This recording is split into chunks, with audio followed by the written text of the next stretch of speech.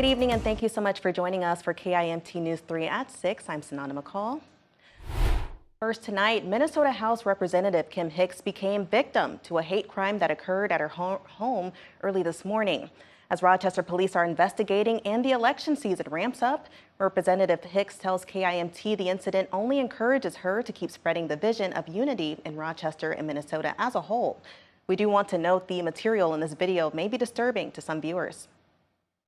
We woke up and my husband let the dogs out and said, somebody's vandalized our home. At about 4:15 Saturday morning, Minnesota House Representative Kim Hicks and her husband Lamar woke up in astonishment to activity on their home cameras. When I looked at the footage, I saw 2 or 3 people walking around around the side of my property, started spray painting things, and then when I went outside and looked, to my discovery and dismay, yeah, there was racial slurs and swastikas, and not the way you want to start your day off. We are told the culprits vandalized political signage in the Hicks yard, damaged a window now needing to be replaced, and defaced their backyard shed. An experience, the household says, was a first. I understand that people have their political opinion. You're entitled to have that. But when you come to my home and start spray painting my home, then you've made it personal. Representative Hicks said the Rochester Police Department was immediately called to investigate the hate crime.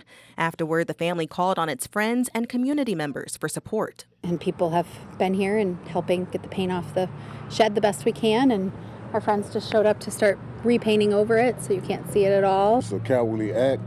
I feel like that they wait to the middle of the night to make a statement that they're not man enough or woman enough to say it in public. We're going to continue to push the message of peace and love.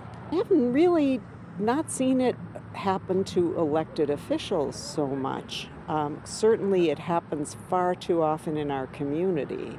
I think it's an act of desperation. Hicks, a Democratic elected official who's running for re-election, says her status, as well as diverse family, makes her a target. We don't scare easily, so we're just going to keep talking to folks about the vision we have for Rochester and for Minnesota. This isn't who Rochester is.